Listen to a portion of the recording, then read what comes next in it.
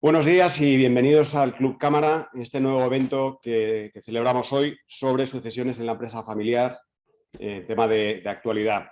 Hoy tenemos con nosotros a unos grandes invitados de RSM, a Santiago Gastón y Guillermo Gastón. Tenemos también con nosotros a Fundación Numa, promotor de toda esta serie de eventos dirigidos a la empresa familiar. Tenemos con nosotros a Ricardo Molina y ahora tendremos también en breve a José Ramón Sanz, que nos hará una introducción. Simplemente recordar que este evento se va a grabar, por tanto os vamos a pedir que mantengáis en silencio los micrófonos y que dejéis la cámara cerrada. Hay un chat para formular preguntas, con lo cual podéis, a lo largo del evento, podéis ir formulando las preguntas que luego Ricardo formulará a nuestros invitados. Y lanzaremos una encuesta que os pedimos, por favor, respondáis, porque nos ayuda mucho a mejorar y a ir modificando y ajustando un poco todos estos eventos para que sean lo más constructivos y positivos para todos. Y poco más que presentar a José Ramón, por favor, te invito a que vengas y hagas tú la introducción a este fantástico evento. Gracias, Javier. Bueno, buenos días a todos, señoras y señores, y muchas gracias por su confianza y por el pequeño madrugón. Yo por lo menos he tardado hora y media en llegar aquí, así que casi me he puesto yo las calles de Madrid. Bueno, para mí, por supuesto, es un honor y lo primero que quiero comunicarles es este, ¿no? Quita el ratón. ¿Has quitado el ratón, Juan? No se mueve la transparencia. Ay, perdón. Ya. Bueno, perdonadme. Bien. Lo primero que quería señalaros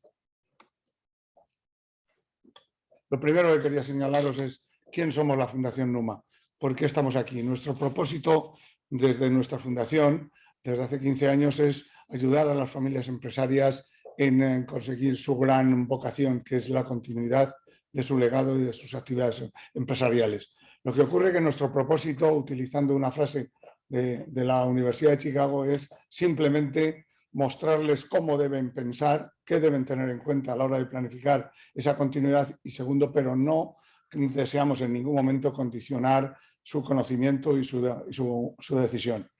Segunda parte, nosotros tenemos una visión holística de la empresa familiar y por tanto el primer punto es que el negocio del patrimonio familiar lo vemos como un conjunto de actividades empresariales y activos de todos los miembros de la familia, tanto de primera, segunda generación y tanto compartido como no compartido.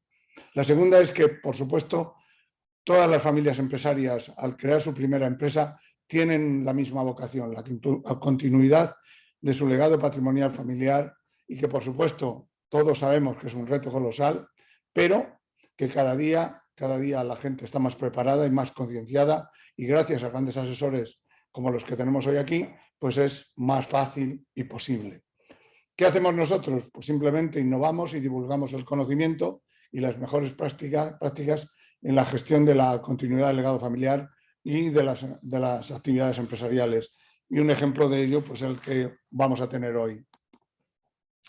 Bien, el Club Cámara. Bueno, gracias al apoyo de Ángel Asensio, que es empresa familiar y gran amigo, conocidos desde hace muchísimo tiempo, pues compartimos una idea y es que, bueno, nosotros creemos que vale la pena apoyar a todas las empresas, pero especialmente a los familiares.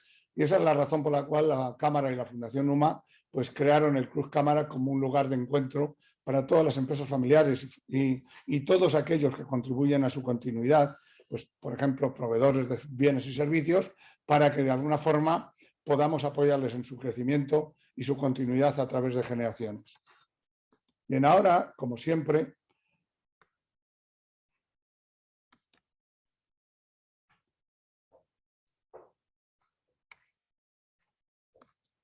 no sé qué pasa.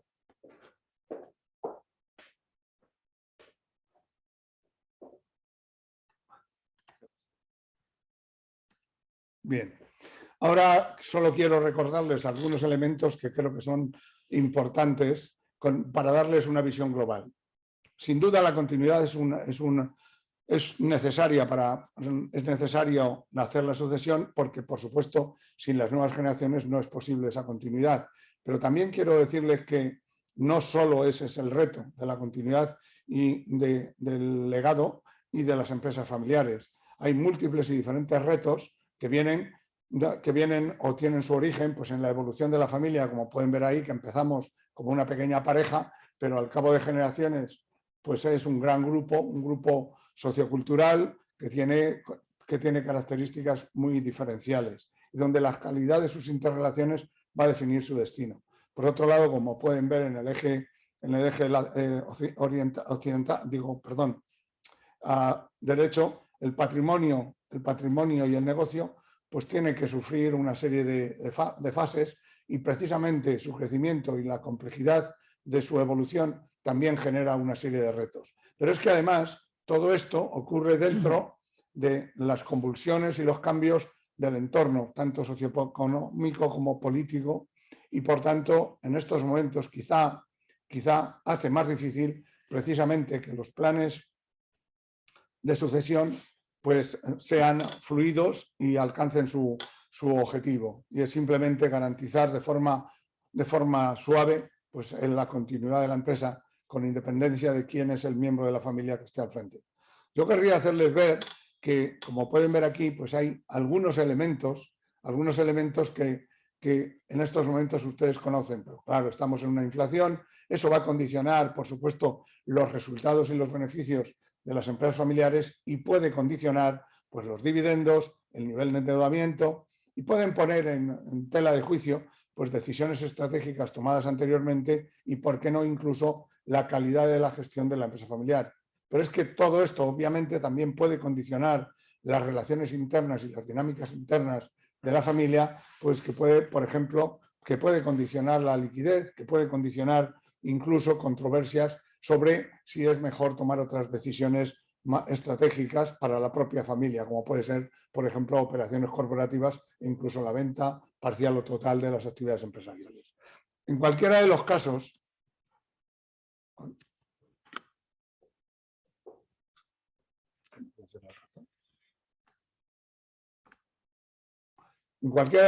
lo que sí que es cierto que tengan en cuenta el primer compromiso de toda familia. Una familia, para conservar su legado y asegurar la continuidad de su negocio, o sea, de sus actividades empresariales, debe armonizar las dinámicas internas de la familia y del negocio y del patrimonio, pero atención, y sobre todo sus interrelaciones que están condicionadas por este entorno global y cambiante que estamos viendo. Y que hoy, por desgracia o quizá o por suerte, pues es global, lo cual significa que todo tipo de eventos que puedan surgir en cualquier parte del mundo pueden condicionar estas dinámicas y, por tanto, su nivel de competitividad y de rentabilidad. Y, en consecuencia, condicionar las relaciones internas dentro de las generaciones diferentes de la familia. Pero ahora sí que también quiero decirles una cosa. Yo creo que hoy vamos a contar con dos personas absolutamente extraordinarias, Santiago y Guillermo, que es, por ejemplo, un ejemplo de colaboración multigeneracional, dado que son padre e hijo, dentro de una empresa que tiene 200 años de existencia y que, por tanto, creo que de esto algo saben. Así que vamos a aprovecharnos de sus conocimientos y seguramente serán útiles sus sugerencias. Y por último, les querría dar un mensaje que ya me conocen. Yo, como miembro de empresa familiar, yo soy tercera generación, pero con la cuarta ya al frente del negocio, pues bueno, y que hemos vivido todo tipo de controversias y de conflictos, etcétera, pero que aquí estamos, seguimos adelante. Nosotros consideramos que, en el fondo, nosotros empezamos en el año 1929 y que las familias como nosotros, a lo largo de generaciones, hemos impulsado nuestras empresas y no siempre ha sido en momentos favorables, sino en momentos de crisis. Quiero darles dos mensajes. Uno, hoy disponemos de mejores herramientas y, sin duda, mis hijos y las nuevas generaciones en general están mejores preparadas que sus padres y abuelos para superar cualquier crisis. Y solo quiero decirles lo último. En mi familia, un fracaso es un objetivo que todavía, repito, que todavía no hemos conseguido y que, por tanto, en la esperanza de que las nuevas generaciones continúen con las actividades empresariales, seguro que conseguiremos. Y ahora, sin más, pues les dejo con el panel de expertos que sin duda enriquecerán su conocimiento y su experiencia.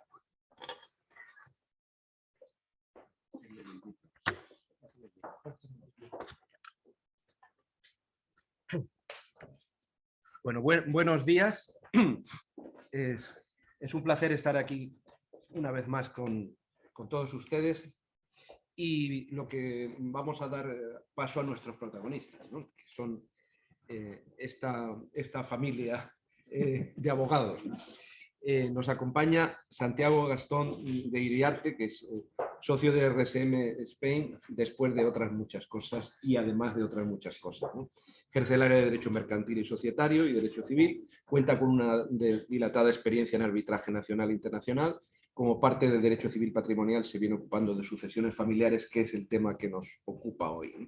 Y de grupos empresariales constituidos y también alcanzando a su diseño y constitución. Cuenta con bueno, no voy a leer toda su dilatada experiencia, pero sí decir que además es profesor titular de Derecho Civil en la Universidad Complutense de Madrid, con lo cual pues, nos puede ilustrar bastante. Y Guillermo Gastón, que también es socio en el RSM Spain, que ejerce como abogado del Departamento de Derecho Privado y Patrimonial y cuenta con amplia experiencia en Derecho Mercantil y Civil e inversiones extranjeras. Vamos a mantener un diálogo entre nosotros, ¿no? Vamos a intentar que sea un diálogo fluido, con lo cual os ruego que seáis breves, empezando por mí mismo, que tengo cierta tendencia a enrollarme, ¿no? Entonces, lo vamos a dividir, si os parece, esto en dos partes. O sea, vamos a hacer una primera, que vamos a hablar un poco en general sobre todos los procesos de sucesión y la manera de enfocarlos y encararlos, y luego lo vamos a centrar un poquito en la situación actual, ¿no? Porque yo creo que un poco siguiendo lo que José Ramón nos planteaba, las empresas familiares y las no familiares, o sea, viven en la crisis, ¿no? La crisis, como decían los griegos, ¿no?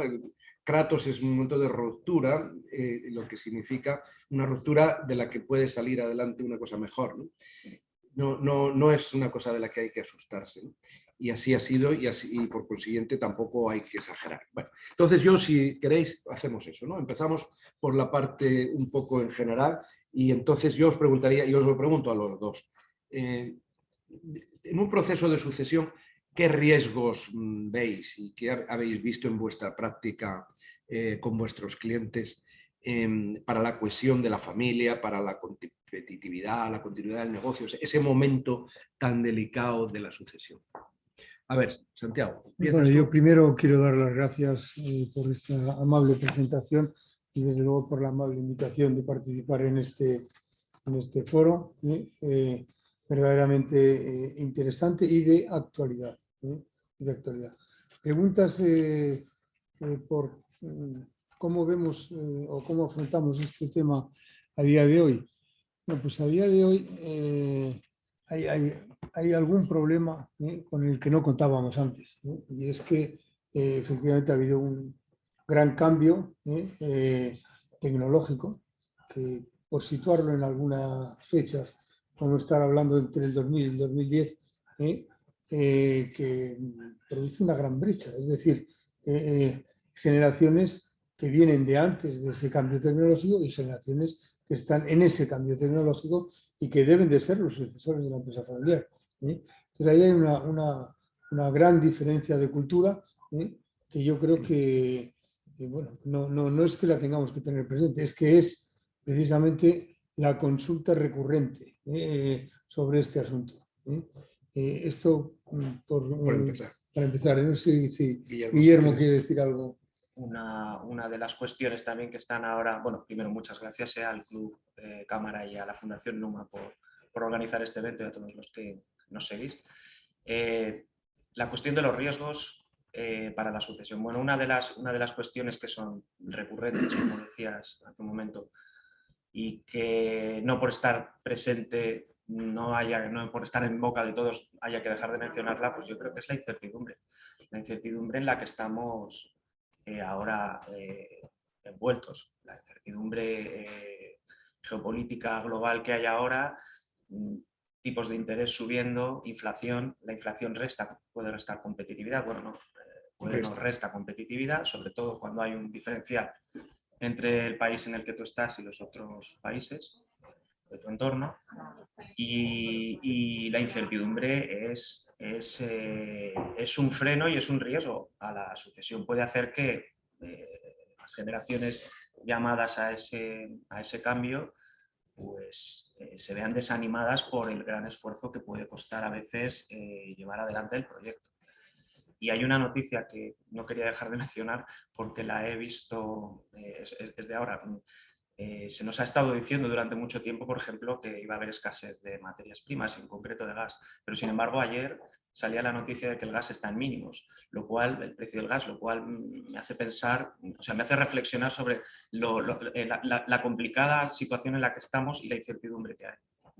Sí, sí, porque incluso los pronósticos malos pueden no ser tan Claro, malos. y tu planificación. Y por eso yo os proponía que hablemos en esta primera parte un poco como sin estar en la coyuntura inmediata, sino un poco más en general. Y en ese sentido yo quería, pues volviendo un poco a los fundamentos, ¿no? Decíamos que se han producido distintos a lo largo de la historia, nosotros eso es algo que en la Fundación NUMA hemos estudiado, los distintos modelos de gestión, ¿no? Lo que llamamos una gestión de la familia monárquica, una gestión más republicana, si se puede utilizar la palabra, etc. Entonces, quería preguntaros por vuestra experiencia, ¿no? ¿Y cuál consideráis como el modelo más adecuado de gestión de una familia? Los elementos que una familia empresaria debe integrar en su plan de sucesión. Porque al final la sucesión, hemos vivido ahora una sucesión que quizás sea una de las más organizadas y ejemplares, que ha sido la de la reina de Inglaterra, ¿no? O sea, donde tenían ensayado el funeral desde cuando ella tenía 15 años, ¿no? Entonces, bueno, 15 años no, pero 35. Entonces, al final la sucesión es algo que, bueno, pues como de todos esos acontecimientos que sabemos que van a pasar en nuestra vida, pero que normalmente no queremos ni pensar en ellos, ¿no? La sucesión es un caso evidente, o sea, las nuevas generaciones ocupan los puestos de las anteriores. ¿Cuál es, en vuestra experiencia, el modelo mejor de gestión de la familia para que lleve a esa sucesión de manera suave? Mi opinión, lo primero que hay que tener en cuenta es que la empresa familiar nace de un fundador. Es decir, hay alguien que en un momento determinado, pues, por circunstancias de cualquier tipo, pues decide emprender un negocio, negocio en general, es decir, una actividad empresarial, y se pone a ello. El segundo requisito es que se ponga a ello con éxito, que no ocurre todos los días, que ocurre alguna vez. Y entonces, claro, este fundador es una pieza clave de la empresa familiar porque es el primero que va a señalar objetivos, valores y visión y misión de la empresa familiar, de lo que va a ser una empresa familiar, y a lo cual pues, se tendrán que acoplar o no, es decir, modificándola, pues los sucesores de la empresa familiar. Por tanto, el principio es este y la siguiente consecuencia es ver con qué grupo familiar nos encontramos. Hay grupos familiares pues, muy diversos. Hay a quien no le interesa absolutamente nada esa empresa y hay otros que, pues que sí, que les interesa y que incluso la quieren innovar, modificar, etcétera, etcétera. Por tanto, ahí es donde empezamos a actuar. Y luego, naturalmente, esa primera generación, pues necesita, como tú has dicho muy bien, un recambio. El recambio se puede prever, pero luego puede ocurrir que las previsiones fallen. Y que todo el mundo, yo deseo que tenga muchos años de vida, pero a lo mejor pues, hay un accidente de salud, del tipo que sea, y eso se queda de alguna forma sin terminar. Y para todo ello es para lo que hay que buscar respuesta desde el punto de vista jurídico, que es un poco a lo que nosotros nos ocupamos, pero también personal. Es decir, hay un componente personal muy importante. No sé si... Yo, apuntando un poco lo que decíamos, efectivamente, la mejor planificación siempre es que el relevo se haga de la manera menos traumática o menos de golpe posible. Es decir, lo ideal normalmente suele ser que las generaciones siguientes formen parte del negocio familiar y estén ahí compartiendo la misión y los valores y aportando la parte que ellos pueden aportar, pues por pertenecer a distinta generación y por diferencias culturales o lo que sea. Lo que sucede es que, como bien decíamos hace un momento, pues a veces ese momento, el momento en el que se precipitan las cosas, a lo mejor no es el óptimo, a lo mejor no es el momento en el que está todo preparado, y en ese momento es cuando la diferencia entre haber hecho una buena planificación, incluso de los eventos que no son los óptimos, pues pueden marcar la diferencia y que la empresa tenga una continuidad, un relevo con un relevo de otro tipo, o aquello pues no tenga... A mí me gustaría dar unas cifras que yo creo que son conocidas, pero Sí, las por tenemos favor. todos en la cabeza, pero que no está mal recordarlas. En cifras, ¿no? La empresa familiar. La empresa familiar es el 85% del total de las empresas españolas. Esto no es el 70% del PIB de nuestro país. Son 2,9 millones de empresas familiares, que dan 11,3 millones de empleos. Es decir, el 75% del empleo privado está o depende de la empresa familiar. O sea, que no nos lo tomemos en broma, porque no es de broma. No, la empresa familiar es el sustrato realmente del empleo y el sustrato de la empresa en España. O sea, luego tenemos unas grandes empresas, las del IBEX y multinacionales, y luego, pero eso son la excepción, ¿no? Es una excepción, pero también empezaron muchas. Y muchas, y claro, hay empresas del IBEX que son familiares y que además empezaron siendo empresas. Todas empezaron, todo el mundo nace pequeño, ¿no? Y desnudo. Y algunos consiguen llegar y otros no. Este es como decíais antes.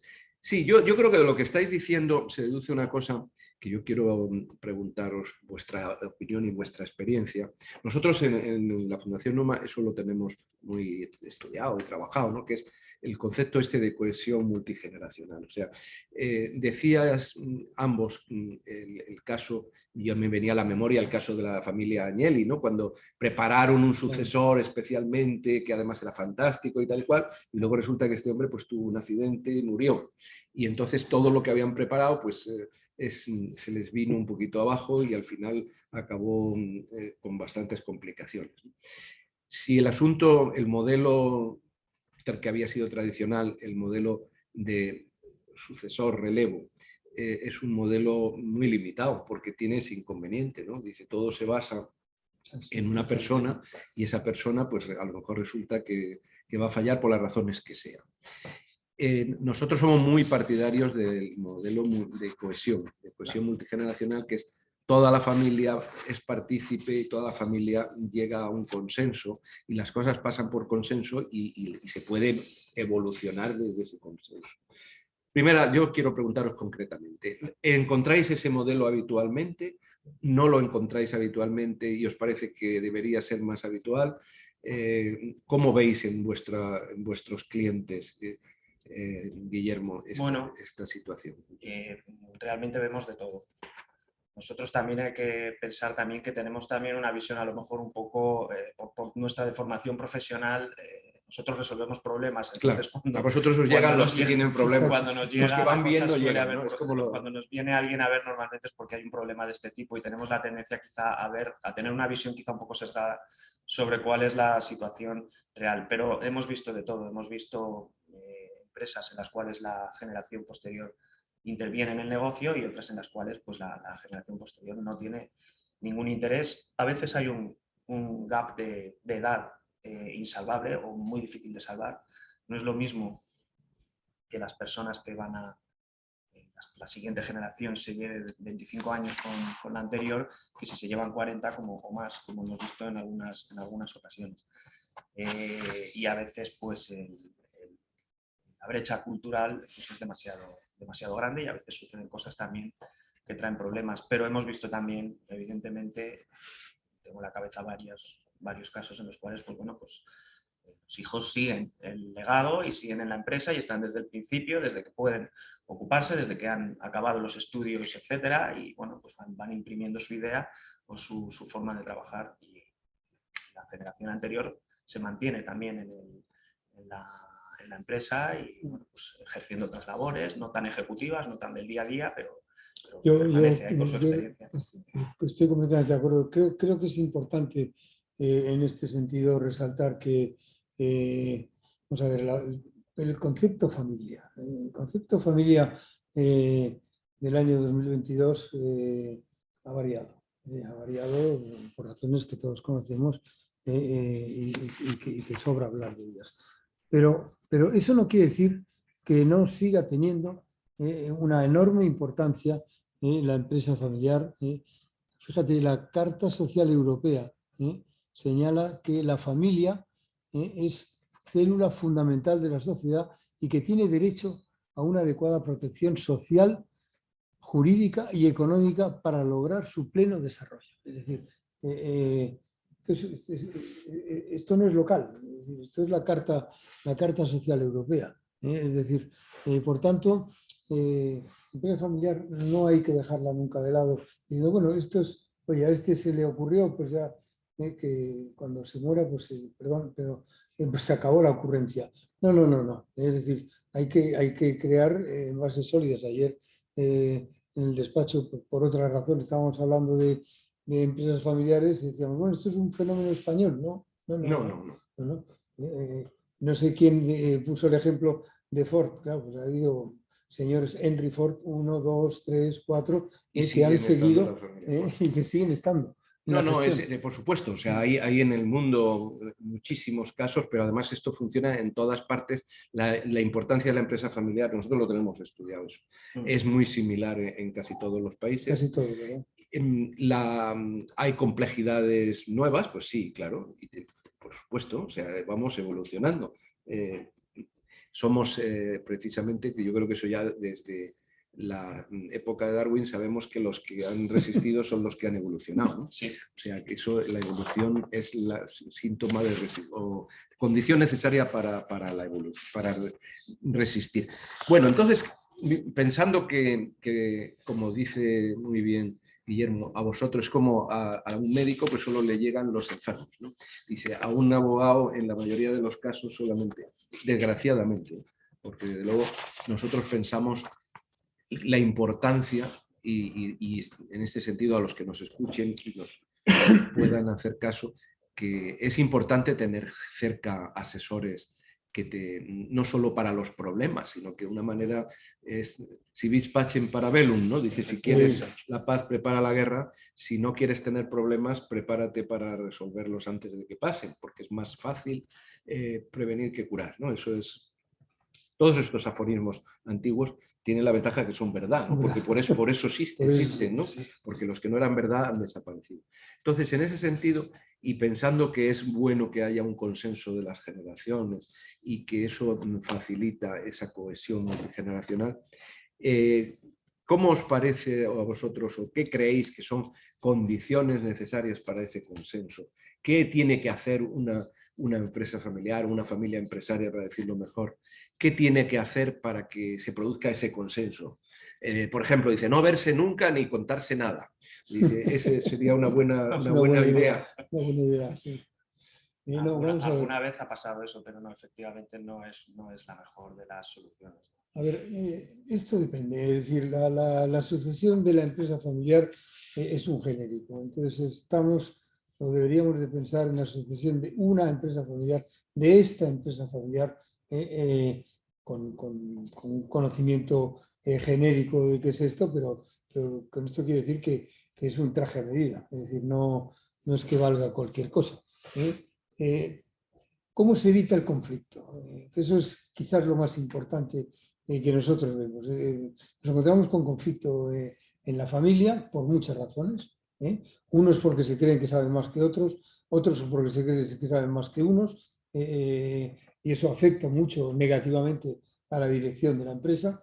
Y luego también los que solo están interesados en el dividendo. Es decir, a mí haga usted lo que quiera, pero deme tanto dinero porque yo pues me gasto 40.000, 80.000, ¿cuántos euros al año?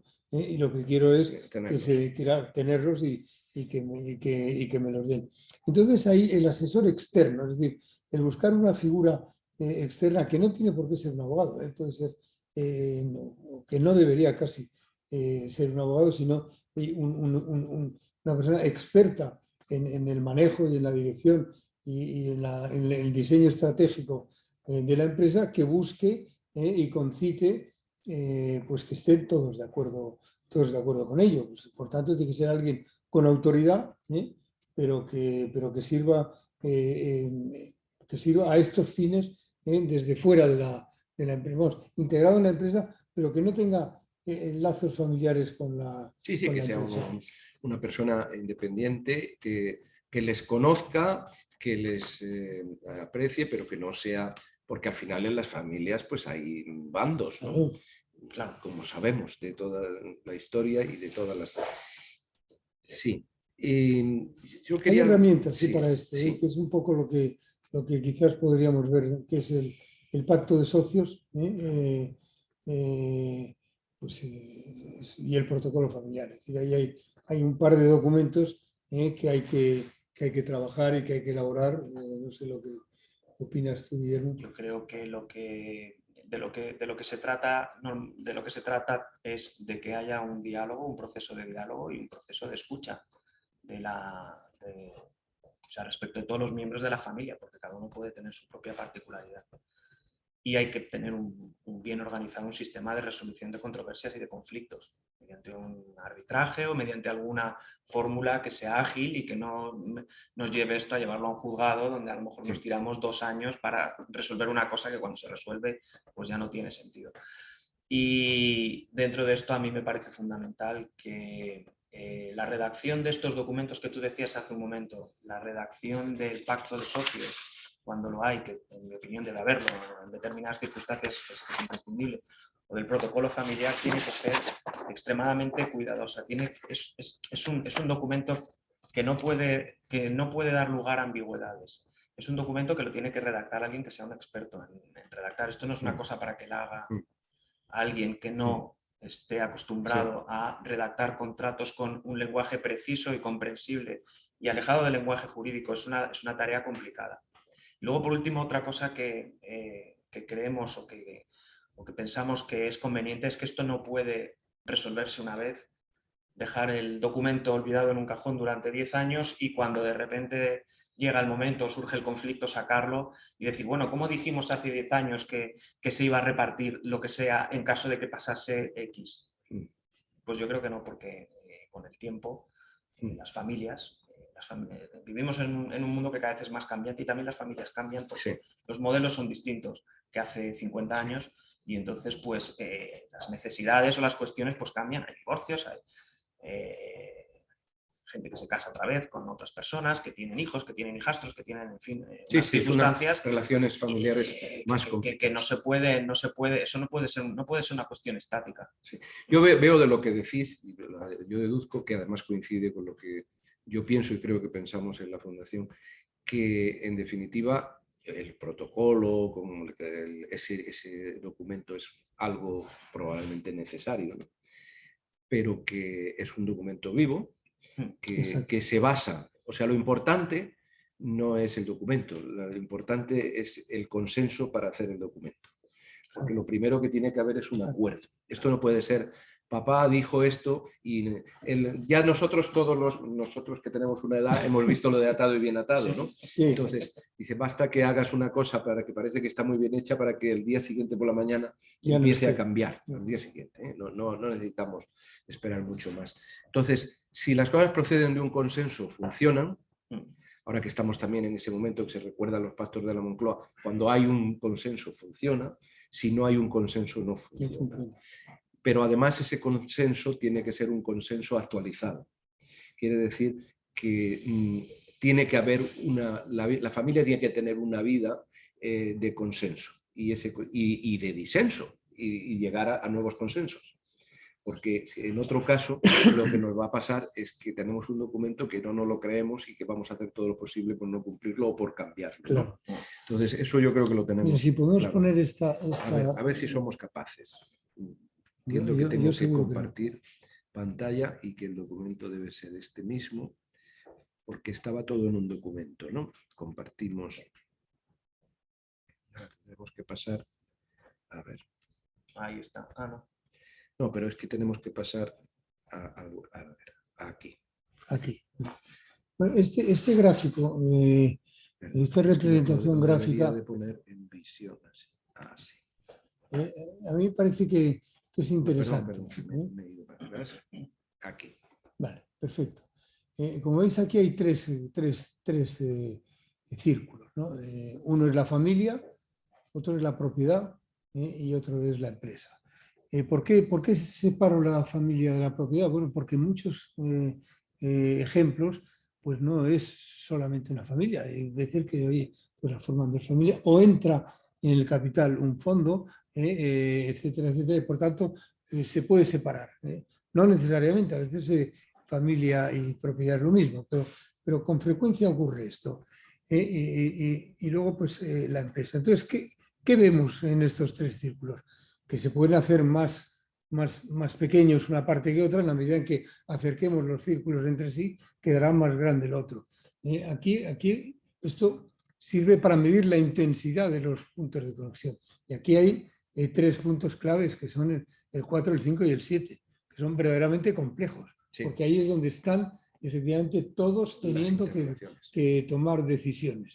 Y por tanto, pues la intensidad en los puntos de conexión es lo que nos debe de guiar pues para redactar documentos y para entender sí. la empresa familiar. En fin, me alegro mucho de ver esto porque nosotros tenemos uno muy parecido. Hecho igual, ¿no? Seguro. Sí, con una pequeña matiz. Nosotros, familia, empresa, actividades empresariales y patrimonio.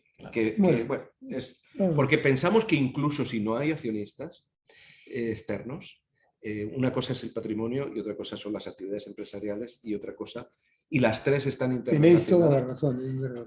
Y además nos parece que efectivamente el rol o el papel que juegan los distintos miembros de la familia puede ser muy diferente, sobre todo cuando la familia crece. Como decíais, hay familiares que lo único que esperan es el dividendo. Y el punto de vista del accionista que solo espera el dividendo, que es el que podemos tener cada uno de nosotros en nuestras inversiones y demás, es completamente diferente del que no daría ningún dividendo y lo dedicaría todo a reinversión, claro, ¿no? Claro. Y ambos son legítimos, ¿no? Y depende hasta qué punto tengas una visión de más largo o más corto plazo, ¿no? Porque si tú solamente lo que buscas es el dividendo, pues es una visión más de corto plazo. Podría llegar al extremo que ya hemos vivido, ¿no? Y hemos conocido de los que se endeudan para pagar el dividendo, que casi es el camino de la ruina segura, ¿no? O sea que entonces, pero bueno, que lo necesitan porque tienen problemas en bolsa o lo que sea. Es el que busca el dividendo, no es el peor problema muchas veces. El peor problema suele ser los que no saben cómo repartirse bien las decisiones de la empresa, el que por lo que sea se dedica a otra cosa y no tiene más que el interés en la rentabilidad que pueda dar el negocio y está en otro sitio, como en algún caso hemos visto pues, que está esquiando en no sé dónde, porque es lo que él quiere hacer. Ese no suele ser el conflictivo. El conflicto es más bien dentro de la empresa. Sí. En la intensidad, en lo que estamos... Sí, y en lo que me hace mi hermano, que yo no lo haría así. Exacto. Es que ese es el problema. Y además porque mi hermano está influido por su mujer. Efectivamente. Es el problema siguiente. Sí. Pero bueno, me parece fantástico que pongamos esto porque yo creo que esto es uno de los puntos que hay que fijarse.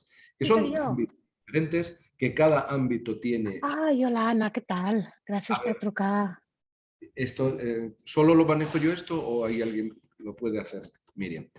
Esto nos pasa, ¿eh? En todas las transmisiones en directo. Es el directo. Ya hemos, sí, y Es a una veces tema nos familiar enteramos, esto, que hay conflictos. sí, nos enteramos de cosas que no nos tendríamos que enterar, ¿no? Bueno, entonces, siguiendo con esta idea, al final la sucesión es una parte de toda esta historia, la sucesión en la empresa. O sea, aquí hay otra sucesión más importante, que es la sucesión familiar, la herencia. Exacto, Claro. exacto. Yo quería preguntaros sobre eso. O sea, la transmisión de acciones debe ser simultánea con el acto de intercambio de responsabilidades. La testamentaría o el relevo patrimonial hay que tenerlo en cuenta. ¿Qué importancia le dais? Yo os adelanto mi punto de vista, que es que hemos visto en nuestros contactos, porque nosotros tenemos la suerte de que también conocemos más a gente que le va bien, ¿no? Y podemos decir que hay bastante. Pero lo que sí hemos visto, incluso que a los que les va bien, el momento de la testamentaría es un momento delicado. Es un momento delicado, tienes toda la razón. Hoy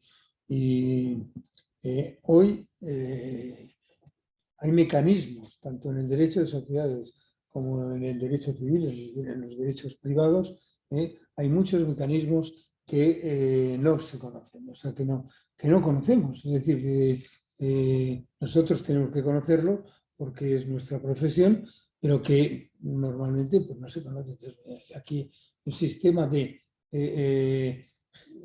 organizar la sucesión vía testamento.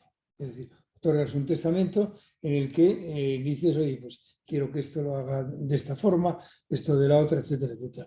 Luego hay una herramienta relativamente moderna en el Código Civil que permite precisamente que para no estropear, deshacer la empresa familiar, pues se le deje solo a uno.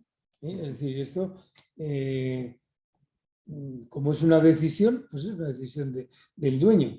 Tiene todas las participaciones sociales o la mayoría de las participaciones sociales y dice, bueno, todo esto para mi hija o mi hijo X, ¿no? Entonces, claro, fíjate que ese tiene un plazo de hasta 5 años para pagar a los coherederos con bienes extrahereditarios. Esto era impensable hace pocos años, porque claro, la herencia era la herencia y se repartía aquello. Pues esto es una novedad importante. Luego hay otro tema todavía más reciente, que es el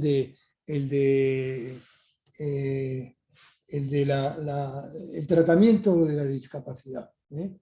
La discapacidad, pues, o está o puede estar en cualquier momento. Sí. Si alguien tiene un accidente de coche y no se muere, pero pues, se queda incapacitado, ¿no? Entonces, ahí, pues claro, nuestro Código Civil ha experimentado un cambio del año pasado. Es decir, había unas tutelas totalmente representativas, de tal forma que el menor o el incapaz pues, daba igual lo que pensara. Hoy no es así. Es decir, el ordenamiento jurídico dice que ese llamado discapacitado hay que fomentar que tome decisiones, que participe en todo lo que pueda participar, y para eso hay un curador que a veces es un curador representativo, pero no siempre. Y este es un cambio importante. O sea, que tenemos que tener en cuenta. Y a mí son dos aspectos que me preocupan. Muy bien. Bueno, el tiempo siempre va en contra, ¿no? Entonces ya estamos en las 10:20. Yo tengo todavía varias preguntas y veo que el chat ya tiene 24 cosas que espero que no todas sean preguntas, pero no tiene tiempo. Entonces, yo casi quiero ahora que ya nos refiramos un poco más a esta situación actual y me gustaba mucho lo que decías, Guillermo, que puede ser que los nubarrones no haya tormenta. Yo creo que este año, por ejemplo, hemos vivido esto de que va a llover y no llueve, ¿no? Dice, pues a ver si tenemos suerte y tampoco pasa lo que nos están anunciando. Pero bueno, lo que sí es cierto es que sería una frivolidad pensar de otra manera o decirlo de otra manera. Hay una preocupación importante en estos momentos. Esa preocupación importante nos está afectando y aunque, como hemos dicho, la vida de una empresa es las crisis y las empresas familiares que tienen plazos, largos plazos, que hay empresas centenarias, pues han pasado varias guerras y situaciones que han sido peores que la de esta guerra que estamos viviendo, que nos afecta mucho, pero que no tenemos de momento misiles cayendo en Madrid, ni en ninguna parte de España, ni siquiera casi de ninguna parte de Europa. Entonces, hay preocupación. Entonces, en esa preocupación, primero, ¿qué os parece que está afectando a la vida de las familias y de las empresas, de la familia empresaria? O sea, por ejemplo, yo adelanto una cosa. En estas situaciones, sobre todo cuando, por ejemplo, ya no vas a poder dar dividendo, pues hay la preocupación de decir, mi hermano lo está haciendo bien, o mi tío lo está haciendo bien, o podría hacerlo de otra manera, ¿no? O sea, no cabe duda, creo yo, que estas situaciones producen más tensión en las relaciones familiares. ¿Qué os parece?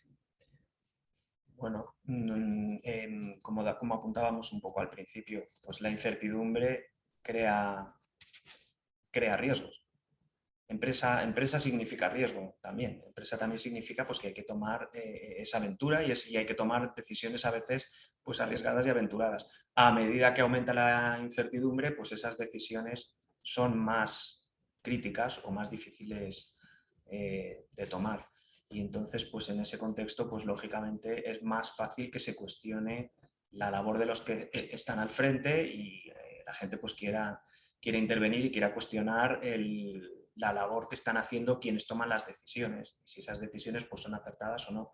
Pero lo que, en mi opinión, no debería suceder es que no se tomen decisiones, simplemente porque la incertidumbre paraliza el riesgo y la incertidumbre lo paralizan. Hay que tener en cuenta que históricamente España siempre ha entrado en las crisis económicas después. Eso es por una razón que sería larga de explicar, pero bueno, parece ser, yo no soy experto, pero parece ser que es por el tema de la poca complejidad que tiene nuestra economía en general.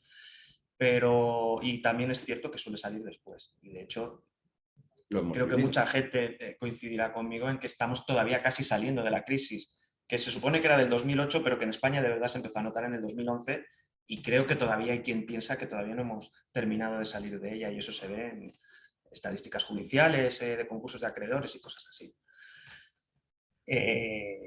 Y bueno, pues esto es un poco, efectivamente, hay que intentar desbloquear este tipo de situaciones y hay que intentar pues remar todos en la misma dirección, ¿verdad? Yo creo que aquí es importante que volvamos a pensar si cambias la diapositiva, es un pacto de socios. Bueno, hemos hablado de que hace falta un pacto de socios y aquí pues lo que hemos representado es las fases del proceso, ¿no? El análisis, la preparación, la formulación, la aprobación, la implementación y el seguimiento y actualización. Es muy elemental, ¿eh? Pero fijémonos en el principio, el análisis. ¿Qué es el análisis? El análisis es escuchar. Y aquí no hay más remedio que sentarte con un grupo, con otro grupo, con una generación, con otra generación, escuchar efectivamente qué es lo que quieren. Si no, oye, pero podemos repartir pasquines por la calle diciendo la empresa familiar se resuelve así. Los pactos de socios están escritos, ¿no? No hay ninguno escrito. Es decir, se tienen que elaborar, como decíamos antes, no sé, antes de empezar, trajes a medida. Es decir, esto no vale cualquier cosa. Y la última también me importa mucho, porque antes ha hablado Guillermo de ello, y tú también, que es el seguimiento y actualización. Es decir, el pacto de socios lo tienes que ir modificando. Cambian las circunstancias geopolíticas y socioeconómicas y culturales, pues lo tienes que cambiar. En nuestra vida profesional hemos tenido ejemplos de todo. Es decir, hemos visto la imposibilidad de la sucesión empresarial porque el heredero, vamos a ser el heredero único, en este caso, no le interesaba absolutamente nada. Una empresa que llevaba 100 años funcionando y no le interesaba absolutamente nada. Y entonces, bueno, pues, ¿en qué ha acabado? Pues que se ha disuelto la empresa y se ha terminado la discusión.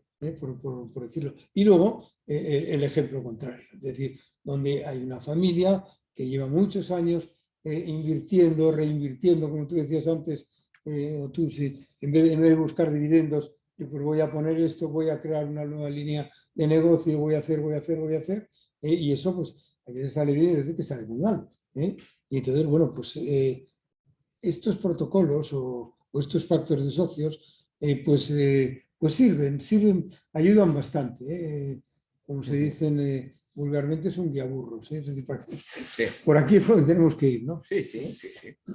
No, no, y es una cosa que en un momento dado ha sido objeto de un consenso. Ya os voy a hacer la última pregunta porque queremos ver que nos quieren preguntar esas 25 cosas que tenemos en el chat, que ahora vamos a abrir. Pero yo quería deciros que una cosa que yo deduzco de lo que estamos hablando es que el tema de la gobernanza de la familia. Yo creo que vivimos una época en que los que ya somos más mayores, Santiago y yo, que Guillermo lo tenemos aquí en la siguiente generación, lo que pensamos es que ahora hay muchas cosas que se habían hecho siempre, pero que ahora se llaman una cosa y además en inglés, ¿no? Sí, a ser posible. Por ejemplo, gobernanza, ¿no? La gobernanza es una cosa que ha existido siempre, lo que pasa es que nadie le llamaba gobernanza, ¿no? Pero bueno, está bien, es un concepto. Entonces, ese concepto, en el fondo, es de lo que estamos hablando. Lo que estamos diciendo es que tiene que haber una manera de manejar la familia, ¿no? Exacto. Una manera de manejar la familia, de manejar, quizás no es la palabra, de gobernar la familia.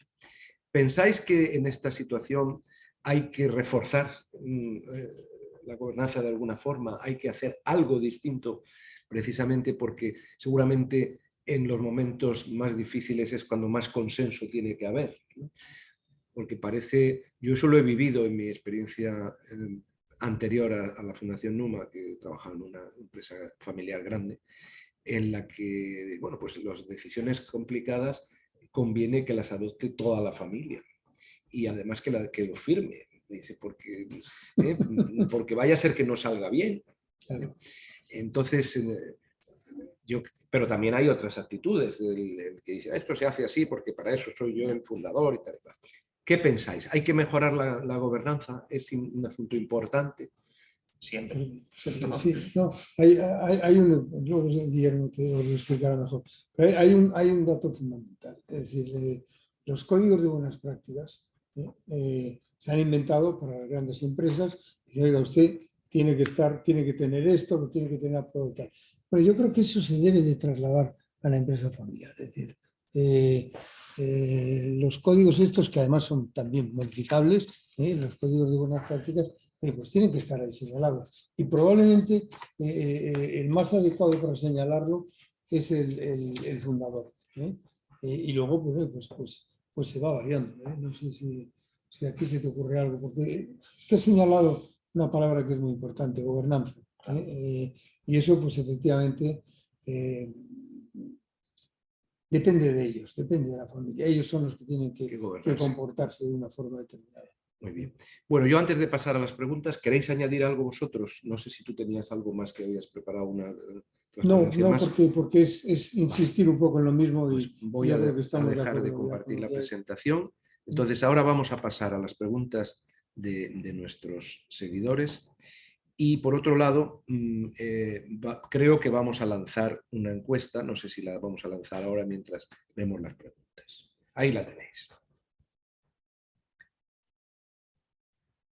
Yo voy a intentar abrir el chat.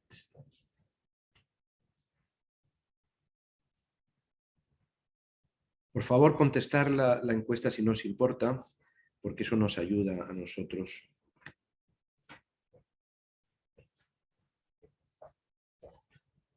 Estas son las cosas del directo. Abro el chat y no se me abre nada. Ah, sí, ya lo tengo, perdón.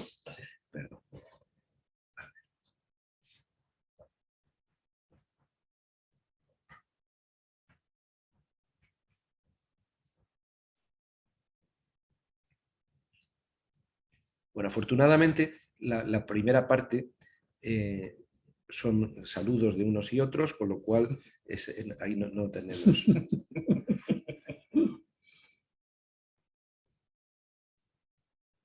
Pues nadie nos ha hecho una pregunta en el chat, ¿no? Entonces, pues os preguntaré yo, porque no os vais a ir sin preguntas. Pero vamos a ir sin preguntas. Eso puede ser que les hemos convencido. les hemos convencido o que les convencemos tan poco que no merece la pena ni discutir. Sí, a lo mejor es eso. No, vamos a ver, yo creo que deberíais contarnos alguna experiencia. O sea, alguna experiencia que hayáis vivido en los últimos tiempos.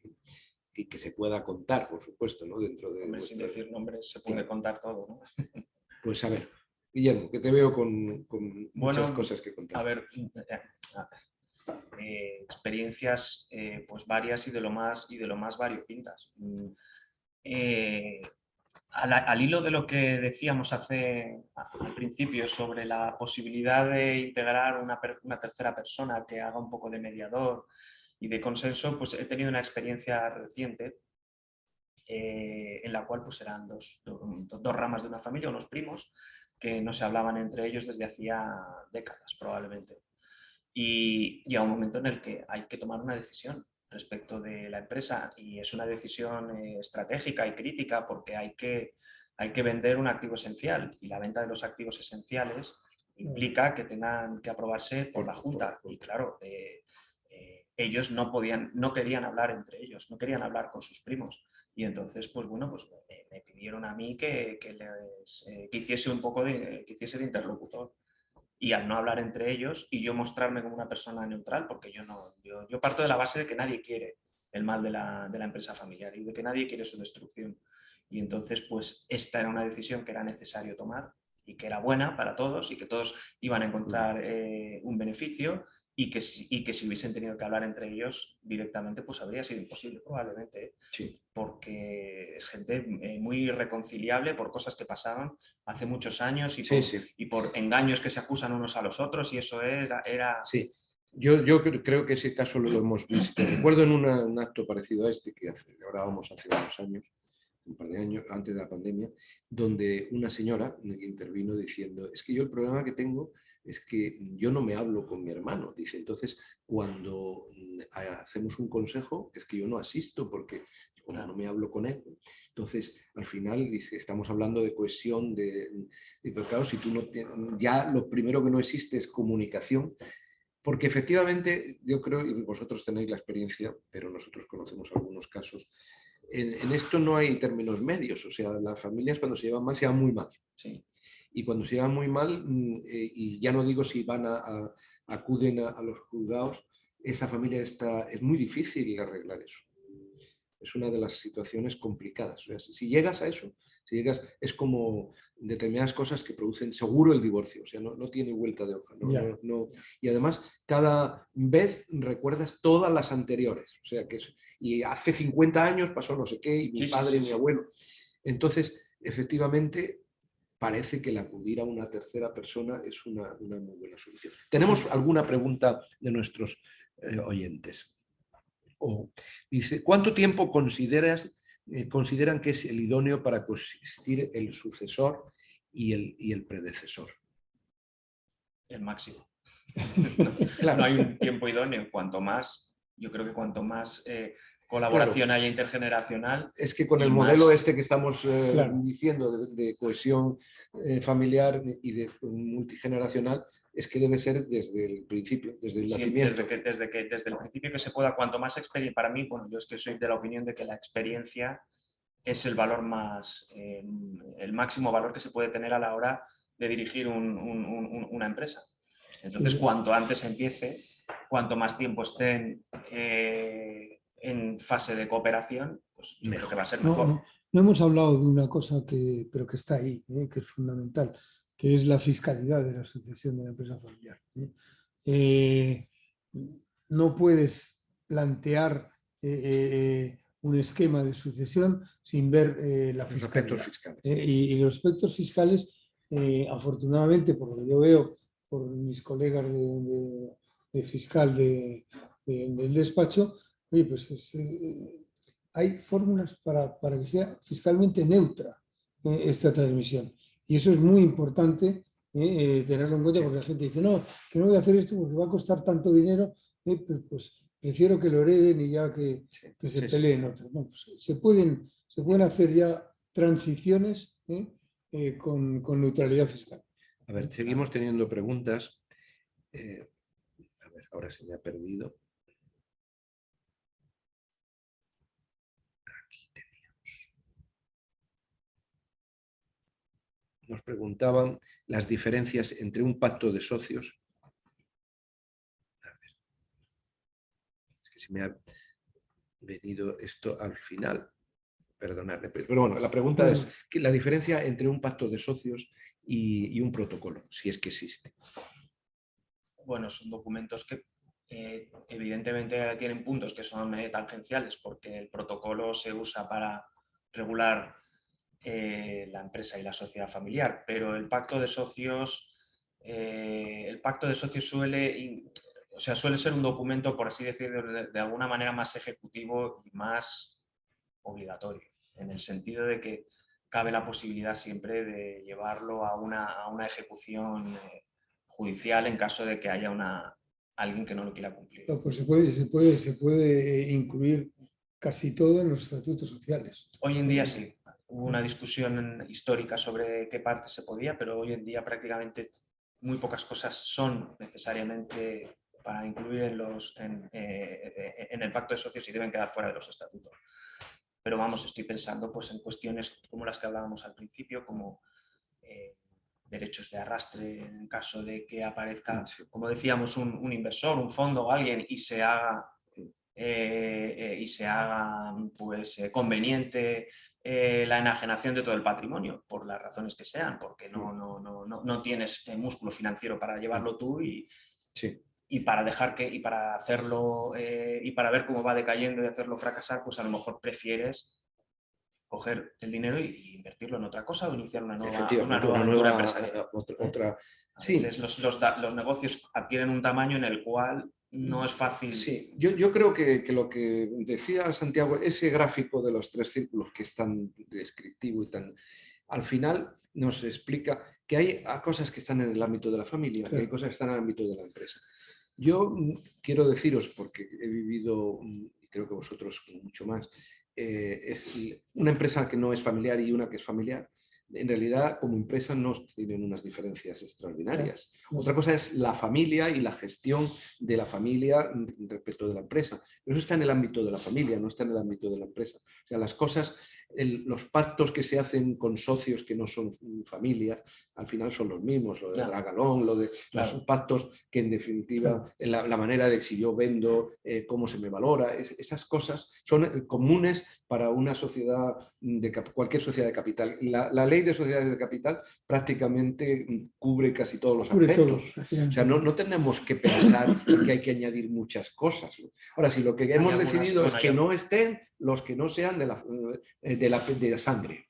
Pues eso no está en la ley de sociedades de capital. No, hombre, eso sí cosas, lo que pasa es que la ley proporciona ciertos instrumentos que son muy convenientes para regular las relaciones interfamiliares, como por ejemplo las prestaciones accesorias, es decir, que los socios tengan obligación de trabajar en la empresa o para la empresa. Y si no, pues se excluyen. Y si no, pues pueden ser excluidos de la sociedad, lo que no significa que se les eche, sino simplemente que sus participaciones son adquiridas al valor que Y únicamente solo por terminar de contestar la pregunta, yo creo que en el protocolo familiar deben quedar puestas todas aquellas cosas que son extra societarias, que no guardan relación directa con la gestión de la sociedad. Por contestar la pregunta concreta que hacía.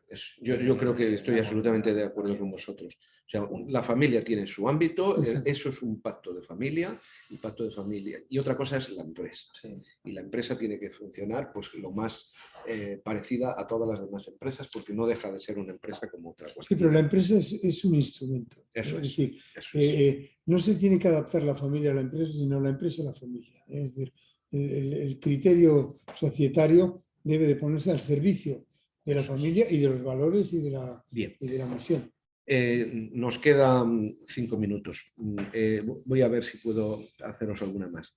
Dice, ¿qué aspectos habría al menos que evitar cuando se empieza a pensar en la sucesión? Errores a evitar. ¿Es la gestión de la sucesión solo un aspecto más de una buena gobernanza y estrategia de la familia, no de la empresa? Bueno, yo creo que eso casi ha quedado contestado anteriormente, ¿no? Yo creo que el preguntante se contesta muy bien. Vale. El capital humano de la empresa. Empleados puede tener inquietud en la sucesión. ¿Cómo hemos de gestionar este punto? ¿Se ha de tener una estrategia de comunicación? Sin lugar a dudas, hay que tener una estrategia de comunicación, desde mi punto de vista, la máxima posible. Es decir, la máxima posible. Está muy mal cuando se toman ciertas decisiones y no se permeabilizan. Estoy pensando en una empresa con un número importante de empleados.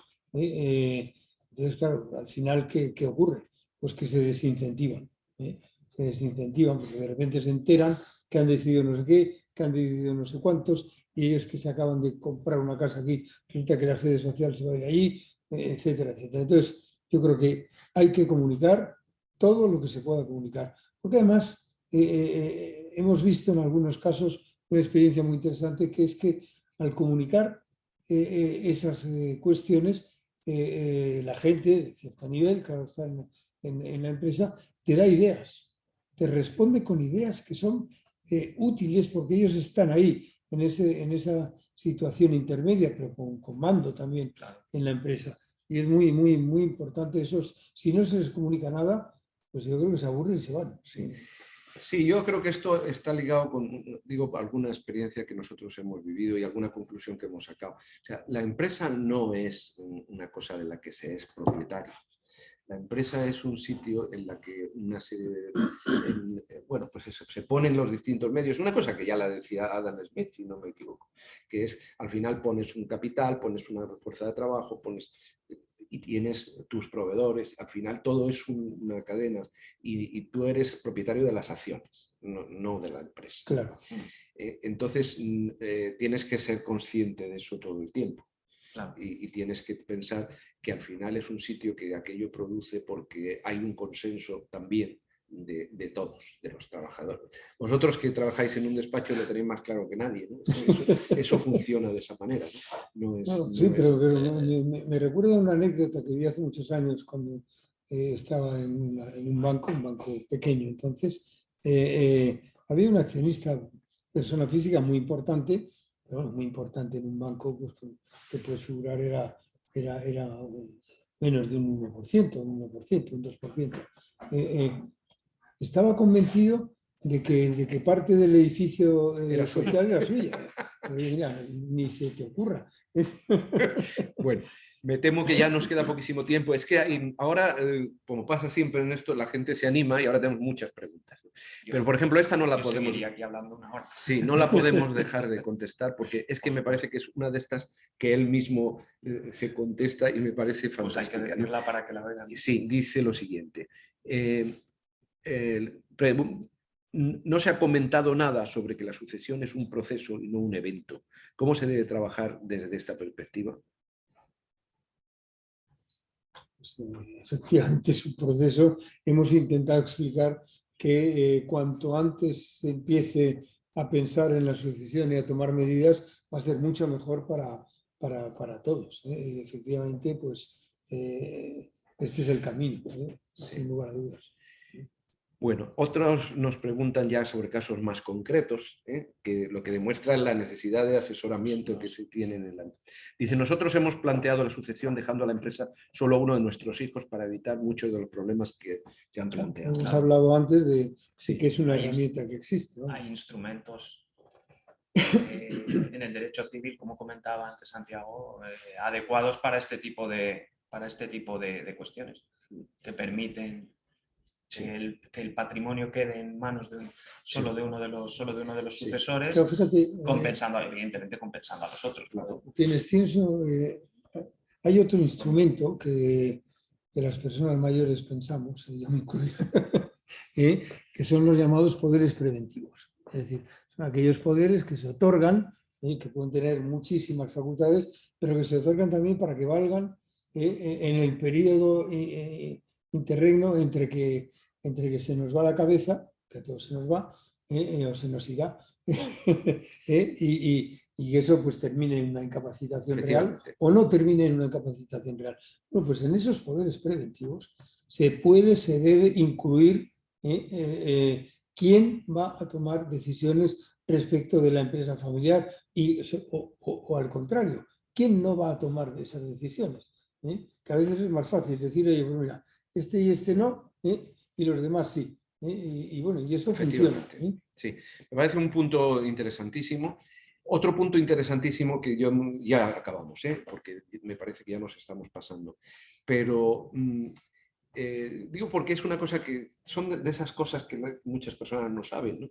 Y que existen, que es la posibilidad de que puedas hacer a un hijo o a un familiar una donación previa que entre a colación, o sea, claro, el concepto de la colación, ¿no? O sea, que yo creo que ha sido un clásico decir, hombre, yo es que no le puedo dar esto a mi hijo porque, claro, los otros, no te preocupes, si al final no vas a desposeer a nadie de nada, claro, simplemente le vas a dar la posibilidad de que aquello funcione a tu juicio de la manera más eficiente. Por ejemplo, eso, le puedes dejar la empresa o le puedes dejar a 2 hijos la empresa y a los otros no. Naturalmente los tienes que compensar, pero además lo puedes hacer antes. Exacto. Lo único que pasa es que por favor, vosotros que sabéis de esto... No, lo quiero estar diciendo clarísimamente.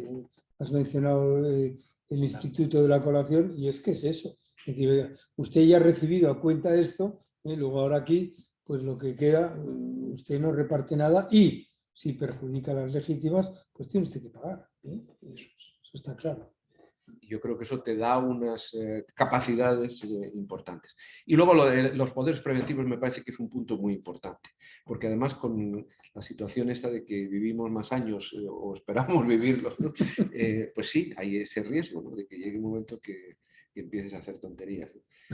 Claro. Y las tonterías pueden ser muy graves. Lo que decíamos antes, la prevención, y por eso se llaman poderes preventivos, porque es una herramienta de previsión de un evento que quizá no suceda, quizá no se dé, pero bueno, el problema es cuando se da y no se ha previsto nada y entonces pues claro, hay que buscar los instrumentos legales y jurídicos y si no hay consenso, pues entonces nos metemos en un procedimiento y en una complicación que genera una incertidumbre más. Es una excepción a la revocación del apoderamiento. Claro, oye, no se va a revocar.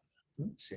Y al hilo de lo que decía uno de los asistentes sobre la comunicación hacia los empleados y hacia lo que es el resto de la organización empresarial, claro. Esa incertidumbre sobre, bueno, ¿qué pasa aquí? ¿Quién es ahora aquí el que manda? Esta persona ahora no está aquí al mando. ¿Quién están? Porque se están entre todos discutiendo cómo lo solucionan. Y claro, eso la empresa tiene que seguir, no puede parar mientras se resuelve esto. Sí.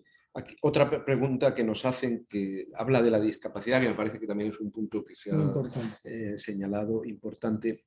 Lo que pasa es que no sé si quiere decir desde el punto de vista de discapacidad física o de discapacidad para el ejercicio de la dirección, ¿no? Porque lo que dice es, sin embargo, no habíamos pensado en cómo solucionar un problema de discapacidad de la persona que la hereda.